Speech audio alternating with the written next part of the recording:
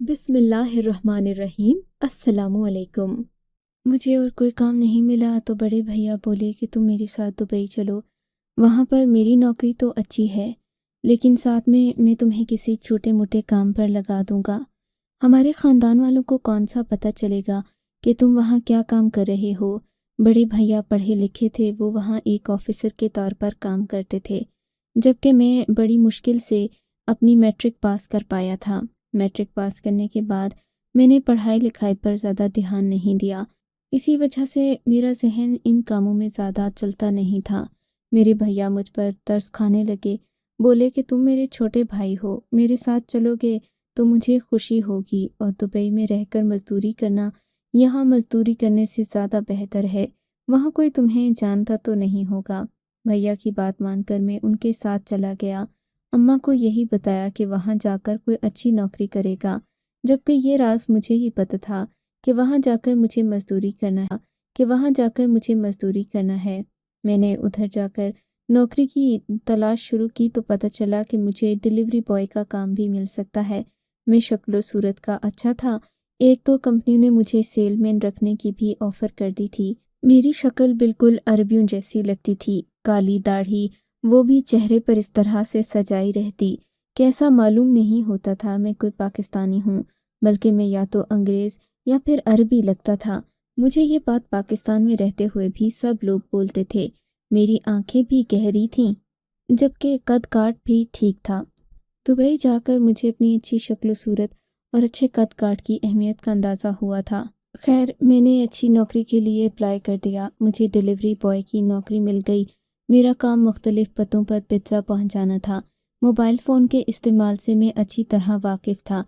वहां जाकर भी मैंने नक्शे की मदद से इस नौकरी को अच्छी तरह समझ लिया था। मुश्किल नहीं थी। मैं अगर ये नौकरी करता तो साथ में कोई और काम भी कर सकता था, लेकिन भैया ने मुझे ऐसा करने से मना कर दिया। इन्होंने मुझे बहुत डराया, कहने लगे कि यहाँ के कवानीन बहुत सख्त हैं, तुम्हें सिर्फ एक नौकरी करने की इजाज़त होगी और नौकरी के दौरान तुम्हें जैसा भी कोई कहे तुम्हें वैसा ही करना होगा। तुम यहाँ के कवानीन से अभी वाकिफ़ नहीं हो। अगर किसी को ये लोग पकड़कर जेल में बंद कर दें तो फिर 30-30 साल सुनवाई नहीं होती, कोई इंसान की बात तक नहीं सुनता और फिर सिवाय ज़िल्लत के कोई रास्ता नहीं बचता। मैं अपने भैया की ये बातें सुनकर बहुत ज़्यादा डर गया था। जाहिर है, परदेश में जाकर इंसान को कुछ भी अपना अपना महसूस नहीं होता। एक और ही दुनिया आबाद होती है और उस दुनिया के साथ समझौता करके इंसान को अपनी ज़िंदगी गुजारना होती है। मैं इन बातों से बहुत ज़्यादा खौफज़दा हुआ था, लेकिन अब परेशानी कम हो गई थी क्योंकि मेरी नौकरी का सुबह पहला दिन था। भैया ने कहा कि वो मेरे साथ ही खुश हो गया। अगली सुबह हम लोग नौकरी पर निकले। भैया ने मुझे गाड़ी में उस जगह पर छोड़ दिया था।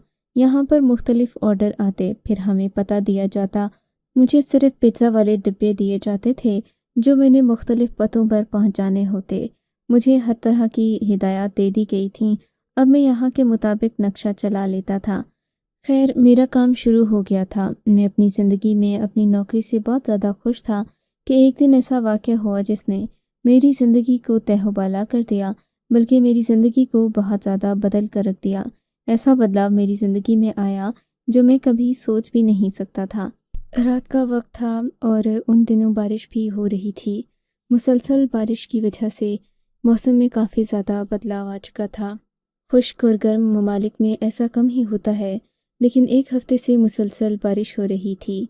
उस रात एक ऐसा वाक़या हुआ जिसने मेरी काया पलट कर रख दी थी। तकरीबन 11 बजे के करीब एक ऑर्डर आया। ये ऑर्डर काफ़ी लेट था। मेरी छुट्टी का वक्त हो गया था, लेकिन मालिक की नज़रों में अच्छा बनने के लिए मैंने वो ऑर्डर उठा लिया और अपनी मंजिल पर निकल पड़ा। रास्ता काफ़ी लंबा था। जिस जगह का पता दिया गया था वो यहाँ से तकरीबन 12 किलोमीटर दूर थी। 12 किलोमीटर दूर जाना बारिश के मौसम में मेरे लिए काफ़ी मुश्किल था, लेकिन मैंने हिम्मत नहीं हारी। मैं मालिक की नज़र में एक अच्छा और ज़िम्मेदार मुलाजिम बनना चाहता था, इसीलिए मैं अपनी बाइक पर सवार हो गया। रास्ते में मुझे बहुत अजीब अजीब ख्यालात आ रहे थे। ऐसा लग रहा था जैसे मेरे साथ कुछ गलत होने जा रहा है, लेकिन मैं फिर भी अपने इरादे पर डटा रहा। जब मैं अपनी मंजिल पर पहुंचा, मैंने देखा कि ये घर बड़ी अजीब वीरान सी जगह पर वाक़ था। میں نے بائک سے اتر کر گھر کے دروازے پر دستک دی۔ شاید یہ وہی دروازہ تھا جہاں پر مجھے پزا ڈیلیور کر دروازے پر دستک دی۔ اندر سے مجھے ہلکی ہلکی چیخوں کی آواز آئی۔ بارش کا موسم تھا اور رات بھی کافی سنجیدہ سی تھی۔ مجھے ڈر لگنے لگا، لیکن میں نے سوچا یہ کوئی جنگل تھوڑی ہے جو یہاں جن بھوت ہوں گے۔ میں نے دروازے پر دوبارہ دستک دی۔ دروازہ آندھی کی طرح کھلا۔ میری سامنے نظر پڑی تو میں حیران رہ گیا۔ سامنے ایک عورت کھڑی تھی جس کے بال بکھرے ہوئے تھے، آنکھوں سے آنسو رواں تھے اور کاجل بھی آنسوؤں کے ساتھ ہی بہہ چکا تھا۔ وہ کافی خوفناک لگ رہی تھی۔ وہ اپنا سر پیٹ رہی تھی اور رو رہی تھی۔ مجھے اس کی بات سمجھ میں نہیں آ رہی تھی۔ پھر اس نے عربی میں مجھے بتایا کہ وہ اپنے شوہر کی وجہ سے بہت زیادہ پریشان ہے۔ بتاتا چلوں کہ مجھے عربی روانی سے آتی تھی۔ یہاں آنے کے بعد میں نے عربی 1 مہینے میں ہی زبردست سیکھ لی تھی۔ اب میں کسی کے ساتھ بھی روانی کے ساتھ عربی بول سکتا تھا۔ میں کچھ چیزوں میں بہت اچھا تھا اور ان میں ایک بول چال بھی تھی۔ میں نے اس عورت کو تسلی دی۔ اسے وہ پزا نکال کر دیا تو وہ کہنے لگی، خدا کے لیے میری مدد کرو، بارش کا موسم ہے، میں کہیں جا بھی نہیں سکتی، تم میرے گھر کے اندر آ جاؤ۔ اندر آؤ گے تو میں تمہیں اپنی پوری بات بتا سکوں گی، باہر کھڑے کھڑے میں ساری بات نہیں کر سکتی۔ عورت کی بات سن کر مدد کرنے کی نیت سے میں اندر آ گیا۔ مجھے میرے بھائی نے بہت سختی سے سمجھا رکھا تھا کہ اگر تم اس طرح کسی عورت کے گھر چلے گئے، کچھ بھی ہو گیا تو اس کے ذمہ دار تم ہوگے۔ بھائی کی یاد آتے ہی میں نے تہیہ کر لیا کہ میں اس آدمی کی یا عورت کی بات کو رد نہیں کروں گا۔ یہ جیسا مجھے کہیں گے میں ویسا ہی کروں گا، ایسا نہ ہو کہ میرے لیے کوئی مصیبت بن جائے۔ میں اندر آ گیا۔ اس عورت نے مجھے کہا کہ میرا شوہر دوسرے کمرے میں ہے، تم چل کر اسے دیکھ سکتے ہو۔ میں نے کہا نہیں، میں دیکھ کر کیا کروں گا، آپ مجھے بتائیں، اگر میں آپ کی مدد کر سکتا ہوں تو میں ضرور کروں گا۔ وہ عورت مجھے عجیب نظروں سے دیکھنے لگی۔ اس کا رونا دھونا اب بند ہو چکا تھا۔ اس نے مجھے اپنا شوہر بھی نہیں دکھایا۔ کہنے لگی کہ وہ دوسرے کمرے میں لیٹے ہوئے ہیں، ان کی حالت بہت زیادہ خراب ہے۔ اگر تم مدد کر سکتے ہو تو مجھے ایک گاڑی منگوا کر دو کہ جس کے اندر میں اپنے شوہر کو ڈال کر ہسپتال پہنچا سکوں۔ یہ سن کر میں پریشان ہو گیا۔ میں نے کہا میرے لیے یہ علاقہ اجنبی ہے، میں یہاں اس سے پہلے کبھی نہیں آیا، آپ مہربانی کریں یہ ذمہ داری کسی اور کو دے دیں۔ میری بات سن کر اس نے مجھے غصے سے دیکھا، پھر مسکرائی اور خدا جانے کیا ہوا، میرے سر پر ایک زور کی ضرب لگی اور میں زمین پر گر گیا۔ مجھے لگا تھا کہ وہ ضرب کسی نے جان بوجھ کر دے ماری ہے۔ مجھے بے ہوش کیا جا رہا تھا، لیکن میرے پاس ایسا تھا ہی کیا کہ مجھے بے ہوش کر کے اس عورت کو کچھ فائدہ ہوتا۔ میرا ذہن کئی گھنٹے تاریکیوں میں ڈوبا رہا۔ مجھے تو معلوم ہی نہیں تھا کہ میرے ساتھ ہونے کیا جا رہا ہے یا کیا ہو چکا ہے۔ میری پریشانی انتہا پر پہنچ چکی تھی۔ جب میری آنکھیں کھلیں میں نے آس پاس دیکھا۔ یہ کوئی مختلف جگہ تھی، علاقہ بھی اور تھا، کمرہ بھی اور تھا۔ میں نے نظریں گھما کر چاروں طرف دیکھا، تب وہ عورت میرے پاس آ کر بیٹھ گئی۔ اب اس کا حلیہ بالکل بدلا ہوا لگ رہا تھا۔ اس کے چہرے پر تازگی تھی، بلکہ اس نے مختلف قسم کا میک اپ بھی لگا رکھا تھا۔ اس کے میک اپ سے ایسا معلوم ہوتا تھا جیسے وہ تیار ہو کر کسی تقریب میں جا رہی ہے۔ وہ میرے قریب آ کر بیٹھ گئی، اتنے قریب کہ مجھے اس کے لمس کا احساس ہونے لگا۔ مجھے گھبراہٹ ہو رہی تھی کیونکہ میں ایک شریف لڑکا تھا، آج سے پہلے کسی عورت کے اتنے قریب نہیں گیا تھا۔ قریب جانا تو دور کی بات، میں نے کبھی کسی لڑکی کو نظر بھر کر دیکھا بھی نہیں تھا۔ اب مجھے عجیب لگ رہا تھا کہ آخر یہ لڑکی مجھ سے کیا چاہتی ہے اور کیوں آ کر میرے قریب بیٹھی ہوئی ہے۔ تب اس نے زبان کھولی تو ایک عجیب ہی بات بولی، کیا تم مجھ سے شادی کرو گے؟ اس عورت کی بات سن کر میرے تو حواسوں پر بجلی گر پڑی۔ اتنی خوبصورت عورت آخر مجھ سے شادی کیوں کرے گی؟ میں دل میں سوچنے لگا۔ میں کوئی جواب نہیں دینا چاہتا تھا، بالکل سوال بھی پیدا نہیں ہوتا تھا کہ میں اس سے کوئی بدتمیزی کرتا، کیونکہ ایک عجیب سا ڈر اور خوف میرے ذہن پر سوار تھا۔ میں کسی صورت بھی جیل جانا نہیں چاہتا تھا۔ بھیا نے میرے ذہن میں عجیب سا ڈر جو بٹھا دیا تھا۔ میں چپ ہو گیا تو وہ ہنس پڑی۔ اس کا مطلب ہے کہ میں تمہیں بہت زیادہ خوبصورت لگی ہوں، تم مجھ سے شادی بھی کر سکتے ہو، لیکن گھبرا رہے ہو۔ فکر نہیں کرو، میں تمہارے اماں ابا کو یا تمہارے بڑوں کو کچھ نہیں بتاؤں گی۔ میں جانتی ہوں کہ عربی لوگ اپنے لڑکوں کی شادیاں اپنی مرضی سے کرتے ہیں، لیکن میں کیا کروں، مجھے تم بہت زیادہ پسند آ گئے ہو، तुम मुझसे शादी कर लो। अगर तुमने शादी नहीं की तो मैं अपनी नस काट लूँगी। नस काट कर यही कहूँगी कि इस लड़के ने मेरे साथ ज्यादती की है और ये अब यहाँ से भाग रहा है, मुझे हैरेस किया है। मैंने उसके आगे हाथ जोड़ दिए। देखो, ऐसा मत करो। अगर मैं तुम्हें पसंद आ गया हूँ तो मैं तुमसे शादी कर लूँगा, लेकिन जिस तरीके से तुम कह रही हो ये एक गलत बात है और मैं कभी भी गलत चीज़ का साथ नहीं दे सकता। मेरी बात सुनकर वो फिर से हंस पड़ी। अरे तुम तो बड़े उसूल परस्त निकले, और मैं कौन सा तुम्हें हमेशा के लिए शादी करने का कह रही हूँ। बस तुम्हें थोड़ी देर के लिए मुझसे शादी करना होगी। थोड़ी देर के लिए कौन सी शादी होती है? मैं घबरा कर बोला था। तुम्हारी अंग्रेजी बहुत खूबसूरत है। वो फिर से हंसने लगी। हाँ मैं जानता हूँ, लेकिन जो बात आप कह रही हैं वो भी मुमकिन नहीं। अरे क्यों मुमकिन नहीं? तुम सोच भी नहीं सकते कि मैं क्या क्या दे सकती हूँ तुम्हें। फिलहाल तुम्हें मुझसे शादी करना होगी, लेकिन तुम किसी को बताओगे नहीं। मुझे दरअसल कल अपने माँ बाप को ये बताना होगा कि मैंने तुमसे शादी कर ली है, वरना मेरे माँ बाप मेरी शादी किसी और से कर देंगे। तो तुम मुझसे शादी क्यों करना चाहती हो? मैंने अपके हिम्मत डालकर सवाल किया तो वो रोने लगी। देखो, तुम मुझसे ये क्यों पूछ रहे हो बार बार? क्या किसी लड़की को किसी लड़के से पहली नज़र में मोहब्बत नहीं हो सकती? हो सकती है, बिल्कुल हो सकती है, मैंने कहा।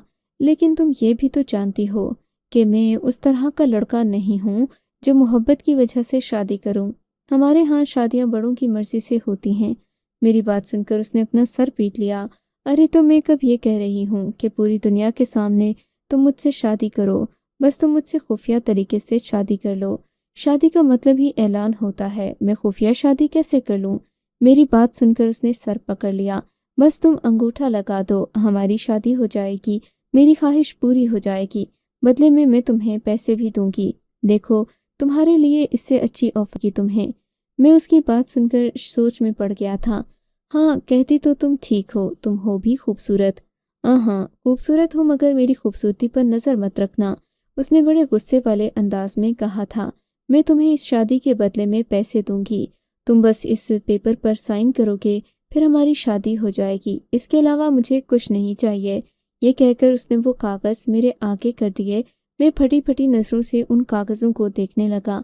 ये क्या है? उसमें कुछ अरबी में लिखा हुआ था।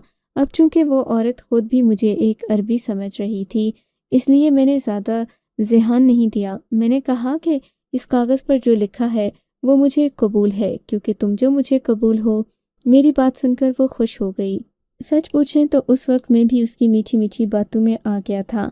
मैं खुद भी ये शादी करना चाहता था, क्योंकि वो लड़की बहुत खूबसूरत थी और बिना किसी हक महर के वो मेरे निकाह में आना चाहती थी। इससे भली भली खूबसूरत क्या बात होगी, मैंने दिल में सोचा था। और वैसे भी शादी करके मर्द का क्या ही खर्च जाएगा। मैंने दिल में सोचा, अगर अच्छी हुई तो इसे अपने साथ अपने मुल्क ले जाऊंगा, ना अच्छी हुई तो छोड़ दूंगा। मैं दिल में ये सोचकर मुतमईन हो गया था। फिर उसने मेरे सामने कुछ कागजात लाए और नीले रंग की स्याही भी। मैंने उन सभी कागजात पर दस्तखत कर दिए। मेरी ज़िंदगी में इससे ज़्यादा खूबसूरत लम्हा आज तक नहीं आया था। मैं उस लड़की को अपनी बीवी बना चुका था, लेकिन ना ही कोई गवाह था और ना ही कोई और इंसान यहाँ पर बैठा हुआ था। फिर मेरे जहन में एक अजीब बात आई, जो कि मैंने सवाल की सूरत में उसके सामने रखी। मैंने कहा, देखो सलोनी, तुमने तो कहा था कि तुम मुझसे शादी करना चाहती हो, निकाह करना चाहती हो, पर जब मैं तुम्हारे घर आया तो तुमने ये कहा कि मेरा शौहर बीमार है, उसे डॉक्टर के पास लेकर जाना है। अगर तुम्हारा शौहर बीमार था, डॉक्टर के पास लेकर जाना था, तो फिर तो करना चाहिए था। लेकिन वो मेरा मसला नहीं। मसला यह है कि तुम तो शादीशुदा हो पहले से भी, अब क्या दोबारा शादी करोगी? मेरी बात सुनकर उसका रंग बहुत बदल गया। कहने लगी, तुम्हें किसने कहा कि मैंने दो शादियां कर रखी हैं? जिस शख्स को मैं अपना शौहर कह रही थी वो मेरी बहन का शौहर था, और वैसे भी बाकी के लोगों को हम यही कहते हैं कि हमारा शौहर है। इस बात से मैं भी वाकिफ़ हूँ, मेरी बहन भी वाकिफ़ है। तुम फिक्र नहीं करो, वो मेरा शौहर नहीं था। चूँकि उस वक्त मैं सिर्फ तुम्हें एक डिलीवरी बॉय समझती थी, तो मैंने तुम्हें तफसील नहीं बताई। इसलिए भी ये सारा नाटक किया ताकि तुम्हें मुझसे हमदर्दी महसूस हो। अगर मैं बहन का शौहर कहती तो शायद तुम पीछे हट जाते। ये इंसानी फितरत है और कुछ नहीं। उस लड़की ने बड़े माहिराना अंदाज में बताया। अब मेरे पास कोई जवाज़ या फिर दलील नहीं बची थी जिससे मैं उसे कायल कर सकता। मैंने उसे माजरत कर दूंगा। जैसा तुम्हें बेहतर लगता है तुम वैसा ही करो।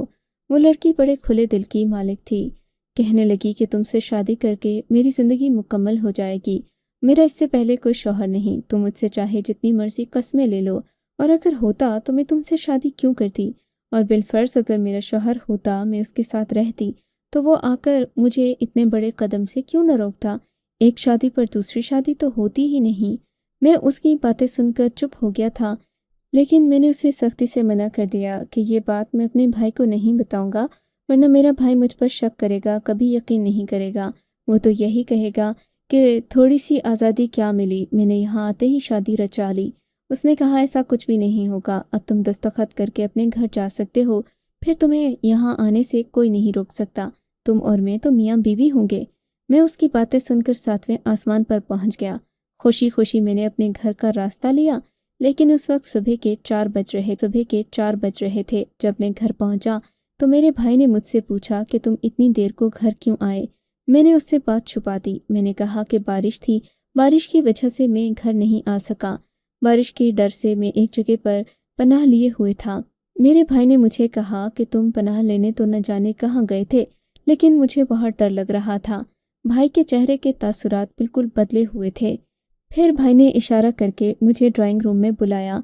मैंने देखा कि ड्राइंग रूम में कोई और नहीं बल्कि मेरे अब्बा जी भी बैठे हुए थे। अब्बा जी को दुबई में देखकर मेरी हैरत की इंतहा न रही। अब्बा जी मेरे गले लग गए। कहने लगे कि बेटा, मैं पाकिस्तान से यहाँ आया हूँ। वैसे तो मैं उम्रा करने जा रहा था, लेकिन सोचा कि एक दिन मैं दुबई में भी रुकूंगा, और ये सारा मुझे कंपनी की तरफ से मिला है। मेरे अब्बा भी एक सरकारी मुलाजिम थे और उन्हें यहाँ रुकना बहुत ज़रूरी लगा था। लेकिन आज अब्बा से मिलकर भी मैं बहुत घबरा रहा था। ना जाने क्यों आज मेरा दिल बहुत अजीब तरीके से धड़क रहा था।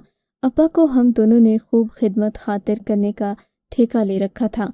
अब्बा जान सुबह सुबह हम दोनों से मिलने के लिए आए थे, लेकिन 2-3 घंटों के बाद एक ऐसा वाक़या हो गया जिसने मुझे शर्मिंदा कर दिया, और अब्बा के सामने मैं नज़र उठाने के काबिल भी नहीं रहा। हमारे घर में पुलिस दाखिल हो गई थी। भैया तो वैसे भी किराए के इस घर में रहते थे, और मुझे यहाँ पर पुलिस को देखकर बहुत ज़्यादा परेशानी हुई थी। मैं समझा कि कोई गलतफहमी होगी, लेकिन फिर पता चला कि वो तो मेरे पते पर आए हैं। मैंने देखा पुलिस वालों के साथ एक औरत भी थी, और ये वही औरत थी जिसे कल रात मैंने अपार्टमेंट में देखा था, जिसे तो मैं तन्हाई में अपनी बीवी कबूल कर चुका था, ये जाने बगैर कि वहाँ पर लिखा क्या हुआ था। ना मैंने पढ़ा, न सुना, न देखा, न तहकीक की, और उन कागजात पर दस्तखत कर दिए, क्योंकि मेरे सामने एक औरत बैठी हुई थी और उसी ने मुझे ये बात कही कि वो मेरी बीवी बनने जा रही है। मैं तो इस लालच में उन कागज़ों पर दस्तखत कर आया था, लेकिन अब पुलिस मुझे लेने के लिए आई तो उन्हीं दस्तखत का हवाला दिया। उन पर तो मेरे अंगूठे भी लगे हुए थे। मेरे हाथ पांव कांपने लगे। मेरे भाई ने भी मुझे खूब बातें सुनाई। कहा कि अब तुम थाने जाओ और यहाँ के कानून को भुगतो, क्योंकि मैंने तुम्हें पहले समझाया था कोई गलती नहीं करना। पुलिस वाले मुझे लेकर वहाँ के पुलिस स्टेशन में आ गए। मेरे दस्तखत देखे गए, वो मैंने ही किए थे। वो दस्तखत दरअसल बहुत ही ज़्यादा ख़तरनाक थे, क्योंकि वो एक ऐसे कागज़ पर लगाए गए थे जिन पर मेरा नाम लिखा हुआ था, और ये एक रसीद थी। नशा खरीदने की इस रसीद पर मेरा अंगूठा देखकर मुझे यकीन नहीं आया कि आजकल औरतें भी इतने फ्रॉड करती हैं। पहल तो औरत को बहुत मज़लूम समझा जाता था।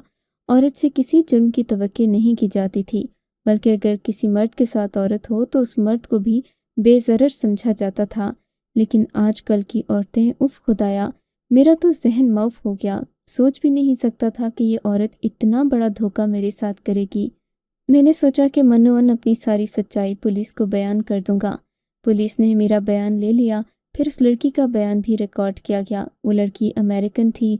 उसका केस बहुत मजबूत था, क्योंकि वो एक बहुत ही मजबूत ख़ानदान से ताल्लुक़ रखती थी। अब इन लोगों के पास सिवाय इंसाफ के कोई रास्ता नहीं था।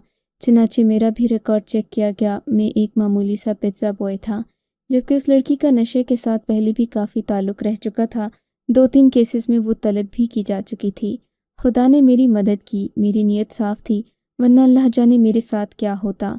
आपको अगर ये कहानी अच्छी लगी है तो इस वीडियो को लाइक कीजिए और इस तरह की मज़ीद कहानियाँ सुनने के लिए हमारे चैनल को ज़रूर सब्सक्राइब कीजिए। कहानी सुनने का शुक्रिया। आपसे मुलाकात होगी अगली वीडियो में। तब तक के लिए अल्लाह हाफ़िज़।